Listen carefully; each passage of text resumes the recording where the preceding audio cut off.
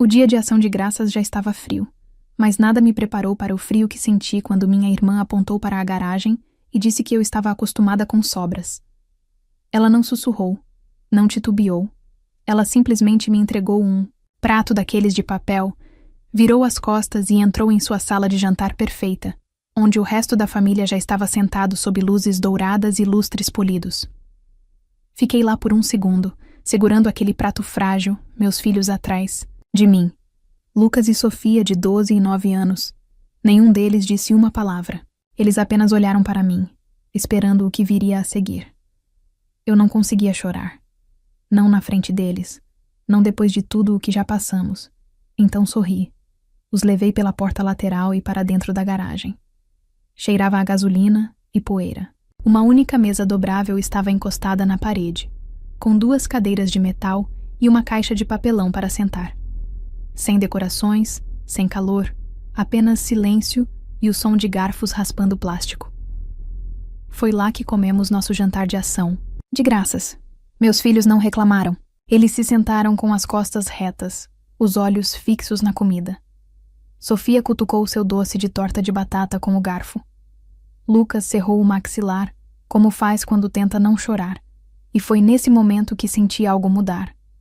Eu não estava brava nem magoada. Só olhei para eles e soube que ali eu tinha parado de implorar para pertencer. E então, algo inesperado aconteceu. Uma limusine preta apareceu do lado de fora da casa. Não um carro comum. Era uma limusine. Todos lá dentro pararam. Vi suas silhuetas através das cortinas da janela, curiosos, confusos, aglomerando-se, em direção à frente da casa. Mas o carro não parou na porta da frente. O motorista circulou para a garagem, a entrada. O motor desligou, e uma mulher saiu, alta e elegante, vestindo um casaco azul marinho que parecia caro, mesmo de longe. Ela olhou ao redor e perguntou: "Estou procurando o dono desta casa." Quando me levantei, seus rostos caíram. Bom, deixa eu voltar um pouco e te contar tudo exatamente como aconteceu. Eu não tinha planejado ir para a casa da minha irmã no dia de ação de graças. Eu disse a mim mesma que o ano passado seria a última vez. Mas então, as crianças começaram a perguntar: "A tia Renata estará lá? A vovó vai se lembrar do meu nome desta vez?" E antes que eu percebesse, eu estava passando um vestido de segunda mão e assando o pão de milho na nossa pequena cozinha, tentando agir como se tudo fosse perfeitamente normal. Moramos em um modesto apartamento de 2 quartos nos limites da cidade. Não é essas coisas todas, mas é limpo, quente e cheio de amor. Trabalho em longos turnos como recepcionista em uma clínica pediátrica e pego trabalhos freelance de escrita, paralelamente. Não sobra muito tempo ou dinheiro para extras, mas meus filhos não reclamam. Eles nunca reclamam. Lucas tem 12 anos agora. Já é mais alto que eu, cheio de uma força silenciosa e olhos pensativos.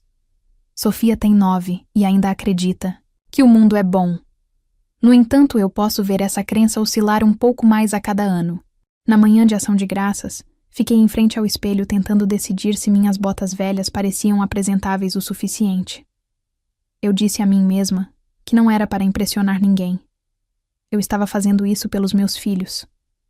Mas a verdade é que parte de mim ainda queria ser vista.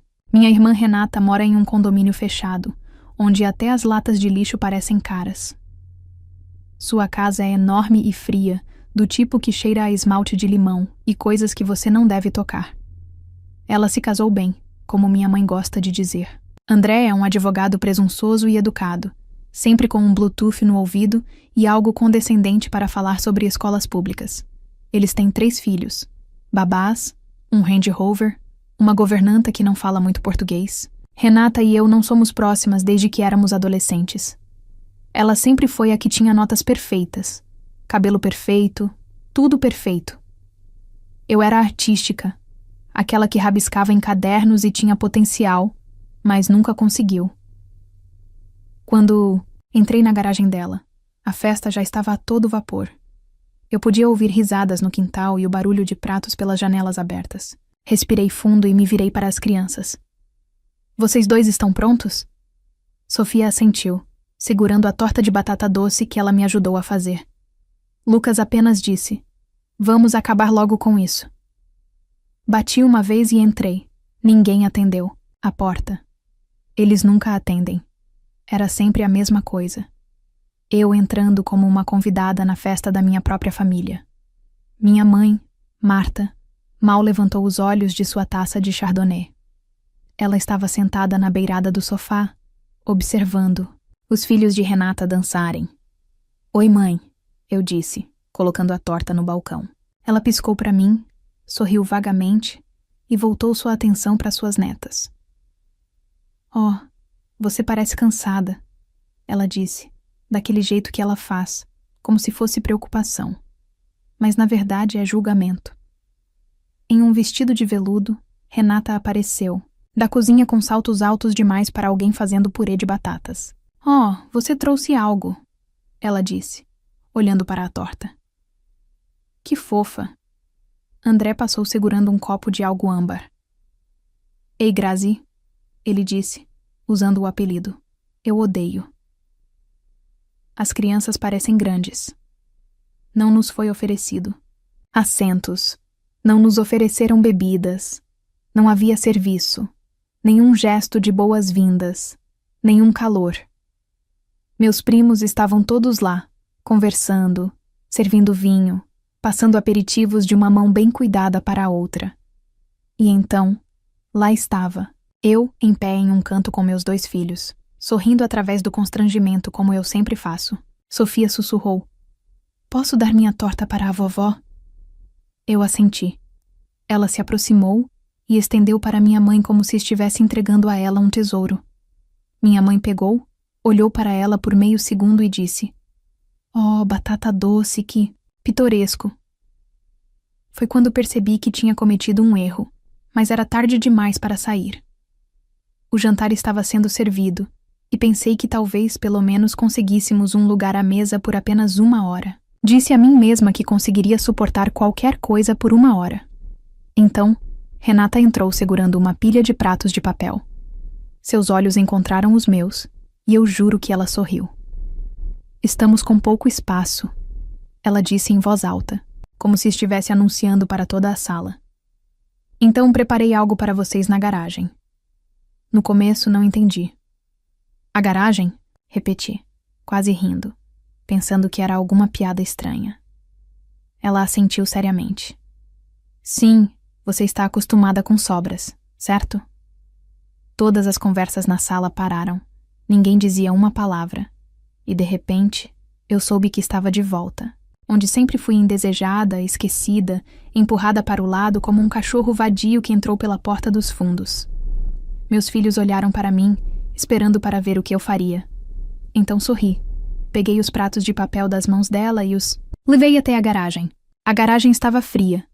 Não apenas fisicamente fria, mas também com uma leve corrente de ar, passando pela porta lateral e pelo chão de concreto que sugava o calor dos nossos sapatos. Mas emocionalmente frio. Um lugar que não era para abrigar. Pessoas, muito menos família, cheirava a óleo, papelão e abandono. Havia uma mesa dobrável encostada na parede mais distante, 2 cadeiras e uma caixa, sem centro de mesa, sem toalha de mesa, apenas um rolo de papel toalha e alguns utensílios frágeis. Um dos assentos de elevação antigos dos filhos de Renata, empoeirado no canto, como um insulto silencioso. Lucas sentou-se lentamente. Sofia olhou ao redor, então estendeu a mão e tocou a minha. "É aqui que vamos comer?" Ela perguntou baixinho. Eu assenti. Ela não disse qualquer outra coisa, apenas subiu na caixa e apoiou os cotovelos na mesa. Seu vestidinho amontoou-se desajeitadamente sob ela, e eu a vi tentando alisá-lo, como se importasse, como se alguém notasse. Eu havia colocado a comida que nos deram, fatias de peru mal-mornas, um pouco de purê de batata sem molho e vagens que pareciam ter sido aquecidas no micro-ondas em um saco plástico, sem molho de cranberry, sem pão, sem segundas. Porções. Ninguém veio verificar se estava tudo ok. Lucas segurou seu garfo por um longo tempo antes de finalmente espetar um pedaço de peru. "Por que eles nos colocaram aqui fora?" Ele perguntou, sem olhar para mim. Eu não tinha uma resposta. Os olhos de Sofia estavam brilhantes, mas ela piscou rápido, tentando ser corajosa. Nós fizemos algo ruim? Ela perguntou. Eu engoli em seco. Não, querida. Você não fez nada errado. Mas eles estão todos lá dentro, ela disse. E nós estamos aqui fora. Não parece coisa de família. Eu mal conseguia respirar. Meu peito estava apertado, com o tipo de dor que é mais exaustão do que dor, quando você passou anos tentando provar seu valor para pessoas que já decidiram que você não conta. Eu queria voltar correndo para lá, virar a mesa, gritar. Eu queria jogar a falsa gentileza deles na cara deles e dizer exatamente o que eu pensava. Mas em vez disso, olhei para meus filhos e senti algo ainda mais forte. Senti vergonha. Não, porque eu tinha feito algo errado, mas porque eu tinha deixado chegar tão longe, porque eu tinha arrastado eles para isso, porque eu tinha me convencido, ano após ano, que talvez dessa vez fosse diferente. Talvez eu pudesse aparecer e ser bem-vinda, respeitada, visto que eu construí minha vida inteira tentando não ser um fardo, nunca pedindo ajuda, nunca ocupando muito espaço, sempre dizendo obrigada, mesmo quando a gentileza era vazia. Eu pensei que se eu seguisse as regras, se eu sorrisse o suficiente, trabalhasse duro o suficiente, mantivesse minha boca fechada, eu eventualmente seria admitida. Mas eu ainda estava na garagem. E não era apenas por uma mesa, era sobre ouvir que você não faz parte da família de verdade, que você é um inconveniente, que você não está na altura. E ver seus filhos sentirem isso também, pela primeira vez talvez, mas sabendo que eles vão se lembrar disso para sempre. Lucas olhou para mim novamente, sua mandíbula apertada. Podemos simplesmente ir embora? Sua voz não estava brava, não estava nem um pouco triste. Era plena, e de alguma forma, isso doeu ainda mais. Eu estendi a mão e apertei seu ombro. Logo ficamos sentados lá em silêncio, comendo lentamente, os sons de risadas e copos tilintando flutuando pelas paredes como um eco cruel. De vez em quando, ouvíamos alguém abrir a geladeira do outro lado da parede, ou o zumbido da máquina de lavar louça, mas ninguém saiu, ninguém veio nos ver. Eu ouvia a risada de Renata, aguda e brilhante, como se estivesse vindo de um palco, e a resposta suave da minha mãe, algo sobre o vinho estar perfeito este ano. Não, nenhuma menção de nós, nem mesmo falsa. Sofia finalmente falou. Sinto falta da nossa casa, mesmo que seja pequena. Lucas acrescentou. Não é pequena, é o suficiente, e eu poderia ter chorado ali mesmo, mas não chorei. Sorri para eles, mesmo que parecesse que meu rosto poderia rachar de tanto segurar. Eu disse, nós iremos para casa logo, e quando voltarmos, faremos chocolate quente, jogaremos banco imobiliário, e seremos gratos pelo que temos, não pelo que eles acham que deveríamos querer. Os dois assentiram. Foi quando percebi algo que deveria ter visto anos atrás. Esta não era mais minha família. Sangue faz você se relacionar, comportamento faz você família, e minha família estava sentada bem na minha frente. Enquanto eu começava a limpar nossos pratos e me preparava para sair, não pude deixar de olhar para trás, para a casa, uma última vez. Foi quando os faróis varreram a entrada da garagem. Um carro preto, longo e elegante, parou lentamente, silenciosamente, uma limusine, não um carro comum de visitante ou um dos clientes de trabalho de André. Uma limusine com vidros escuros e um motorista de boné. Lucas olhou através da janela suja da porta da garagem, até que o motor desligou. Esperamos, e então a porta dos fundos se abriu. Uma mulher saiu e tudo mudou. A porta da limusine não abriu imediatamente. Saiu lenta e deliberadamente, como se quem estivesse lá dentro não estivesse com pressa, como se já soubesse que tinha a atenção de todos, mesmo da garagem. Fiquei completamente parada, minhas mãos agarrando as laterais do prato de papel que eu ainda não tinha jogado fora. As crianças também congelaram. Elas sabiam que isso não era normal. Lucas se inclinou para mais perto da janela. Mãe, você tá vendo isso? Eu assenti. A casa ficou repentinamente silenciosa, estranhamente silenciosa.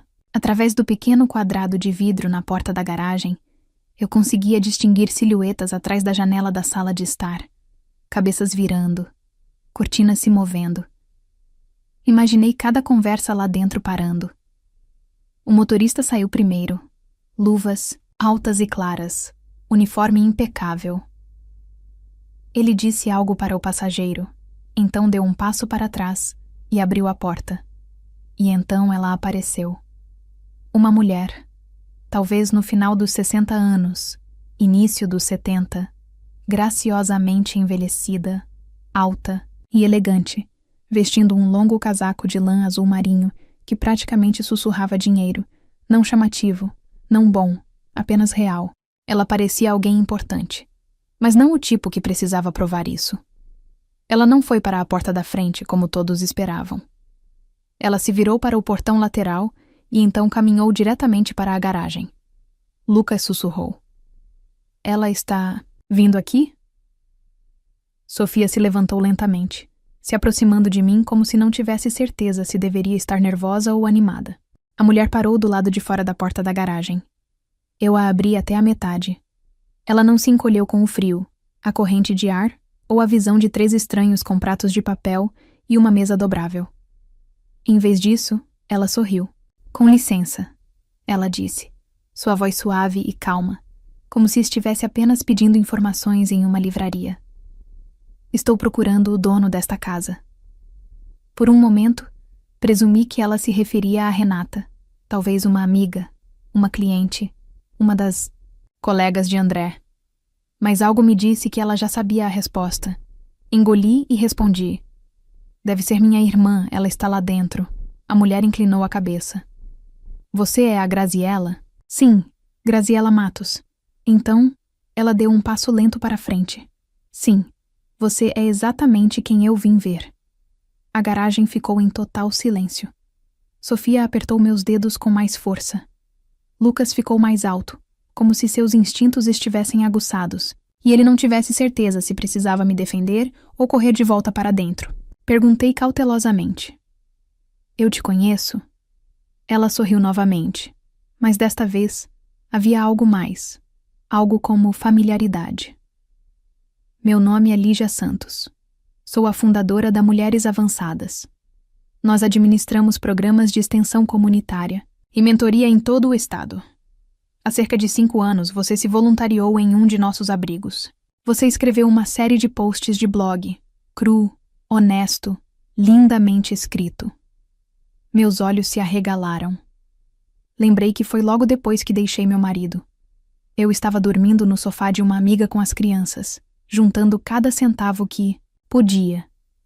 Eu passava minhas noites fazendo trabalho voluntário em um abrigo para mulheres, só para me sentir útil novamente. Escrevi sobre a experiência, não para ser notada, mas para processar. Publiquei em um blog pessoal com talvez 20 leitores. Tenho acompanhado seus escritos desde então. Ela continuou. Você tem um jeito de fazer as pessoas se sentirem vistas. E nós estamos precisando disso agora mais do que nunca. Eu não conseguia pensar. Eu apenas encarei. Ela continuou. Estamos organizando uma série de palestrantes para nossa cúpula nacional na próxima primavera. Gostaria que você fosse nossa palestrante de abertura. Cuidaremos de tudo. Viagens, acomodações, cuidados infantis. Se precisar, estamos oferecendo um contrato de publicação para sua história. Sua voz é importante, Graziella, e merece ser ouvida. Eu não respondi imediatamente. Eu podia sentir o peso do momento, o calor subindo pelo meu pescoço. A descrença. Parte de mim ainda pensava que alguém como ela não poderia estar aqui por alguém como eu. Lucas finalmente quebrou o silêncio. Espera. Ela quer que você fale? Sofia se virou para mim, olhos arregalados, esperançosos, por causa da sua escrita. Lígia olhou para os dois e disse, porque sua mãe é extraordinária, e pela primeira vez em muito tempo, eu acreditei. Olhei para trás em direção à casa. Não conseguia ver seus rostos, mas sabia que estavam observando. Eu podia sentir a confusão, a tensão, a descrença, ondulando da sala de estar até a garagem. Eles me empurraram para cá para me manter pequena, mas agora uma limusine havia parado na entrada da garagem e uma mulher com um casaco azul marinho estava perguntando por mim. Eu me virei para Lígia, acenei que sim, eu ficaria honrada, e assim tudo começou a mudar. Lígia estendeu a mão, não de uma forma dramática e exagerada, mas com a confiança silenciosa de alguém que não estava apenas oferecendo uma oportunidade. Ela estava oferecendo respeito. Um respeito real, conquistado há muito tempo. Eu dei um passo à frente. Meus dedos envolveram os dela, e naquele momento, algo em mim ficou mais alto. Não por orgulho, mas por reconhecimento, do tipo que só acontece quando alguém finalmente te vê como você realmente é. Vou pegar meu casaco, eu disse, quase sem fôlego. Você não vai precisar dele. Ela sorriu. Nós cuidaremos bem de você. Lucas pegou nossas sobras e as segurou como uma carga. Preciosa. Sofia deslizou sua mão na minha novamente, seus olhos brilhando como se estivesse assistindo a um filme e percebendo que sua mãe era a personagem principal. Seguimos Lígia até a limusine, o ar frio de novembro roçando nossos rostos como um novo começo. Enquanto caminhávamos para dentro do carro, olhei para trás em direção à casa. Foi quando os vi. As cortinas da sala de jantar ainda estavam abertas o suficiente para revelar toda a cena. Renata estava parada com uma taça de vinho congelada na mão, a boca ligeiramente aberta, como se não conseguisse processar o que estava vendo. André pairava atrás dela, seu braço mole ao seu lado. Minha mãe sentou na ponta da mesa, olhos semicerrados, tentando entender tudo. Pareciam confusos, não com raiva, não envergonhados, apenas atordoados, como se o universo tivesse virado o roteiro e entregado o holofote para a pessoa que eles tinham empurrado para as sombras. A porta do carro fechou com um baque silencioso, nos selando em um mundo que, pela primeira vez, parecia meu. Os assentos eram macios e quentes. As luzes internas eram fracas e calmantes. Lígia falou com o motorista através de uma pequena janela e, então, voltou sua atenção para mim. Temos reservas para jantar no centro da cidade. Pensei em discutir a cúpula, o contrato e que tipo de suporte você precisará pelos próximos meses. Eu assenti levemente, ainda incrédula. Uau, sim, isso parece perfeito. Sofia sussurrou. É assim que é ser famosa? Eu ri, não por arrogância, mas com uma alegria que transbordou antes que eu pudesse impedir. Não, querida, eu disse. É assim que é ser respeitada. Lucas sentou-se à nossa frente, observando tudo. Ele não disse muito, mas não precisava. A maneira como seus ombros relaxaram, a maneira como ele finalmente parecia orgulhoso, em vez de protetor, isso foi o suficiente. Quando a limusine saiu da garagem, dei uma última olhada no espelho lateral. A casa parecia menor agora. Não fisicamente, mas simbolicamente. Não parecia mais algo que eu precisava. Eu não estava esperando por um assento naquela mesa. Eu não estava lutando para fazer parte daquele mundo. Eu estava construindo minha própria mesa, agora. Uma onde meus filhos nunca teriam que se perguntar se eram bem-vindos. O jantar naquela noite foi como algo saído de um sonho. Toalhas de mesa de linho, talheres de verdade, pão quente em uma cesta e garçons que me chamavam de senhora, como se eu fosse importante. Mas a verdadeira magia não estava na comida ou no serviço. Estava na conversa. Lígia queria saber minha história toda. Ela me ouviu não para responder, não para corrigir, mas para entender. Tomou notas quando mencionei os desafios de ser uma mãe solteira. A maneira como as pessoas fazem você se sentir um fracasso, só por sobreviver. Ela assentiu quando falei sobre ficar acordada até as 2 da manhã, escrevendo posts de blog, depois de colocar as crianças para dormir.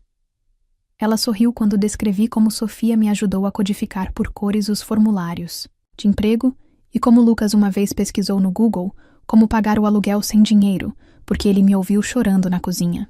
Precisamos da sua voz, ela disse novamente. As pessoas pensam que a inspiração tem que vir de grandes vidas glamorosas, mas são os lutadores silenciosos que mostram mais coragem. Aqueles que continuam aparecendo, mesmo quando ninguém está olhando. Quando a conta chegou, ela dispensou. Você já pagou o suficiente. Vamos continuar daqui. A viagem para casa foi tranquila, não porque não tivéssemos nada a dizer, mas porque a paz não faz muito barulho. Coloquei Sofia na cama naquela noite e antes de apagar a luz, ela disse: Estou feliz que nos colocaram na garagem. Eu pisquei. Você está? Ela assentiu. Sim, porque, se não tivessem feito isso, a limusine não saberia onde nos encontrar. Isso me impediu. Ela estava certa. Às vezes, você é empurrado para as margens para que possa encontrar o caminho que deveria trilhar ou para que ele possa te encontrar. Eu beijei a testa dela. Você é inteligente. Eu herdei isso da minha mãe, ela respondeu.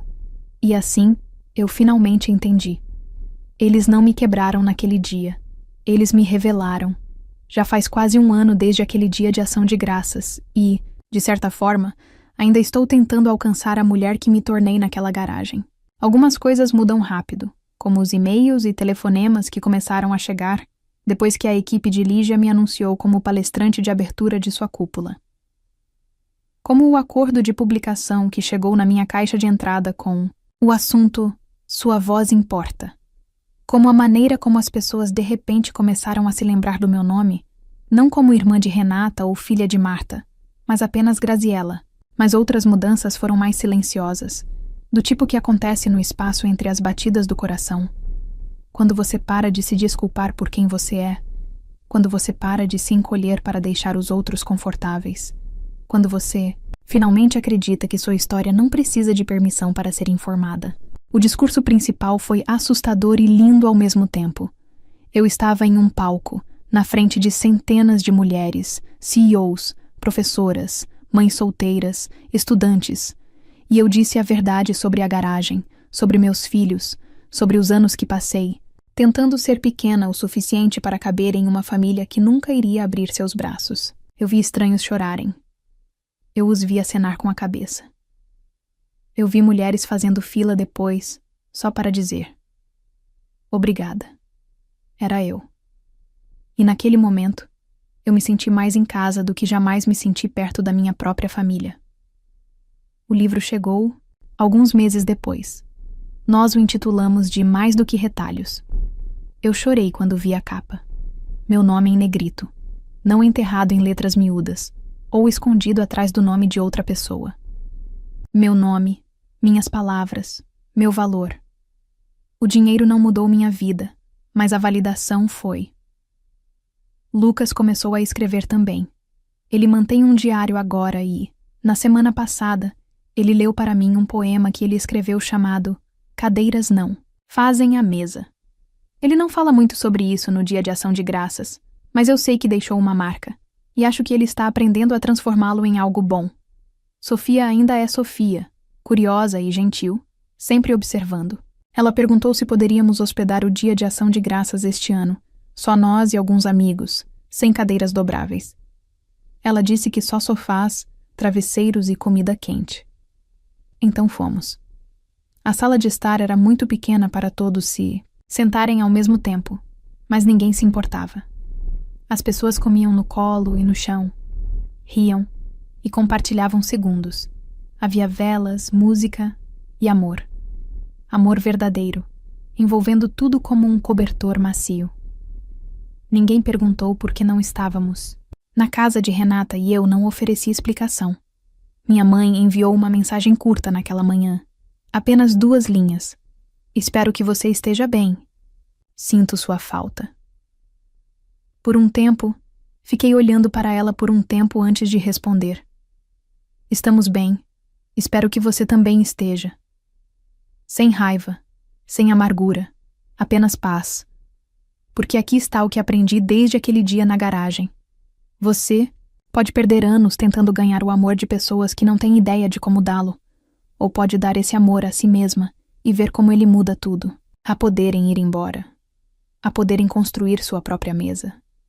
E às vezes, quando você menos espera, o mundo aparece com uma limusine e lembra você que só porque eles não viram seu valor, não significa que ele não estava lá.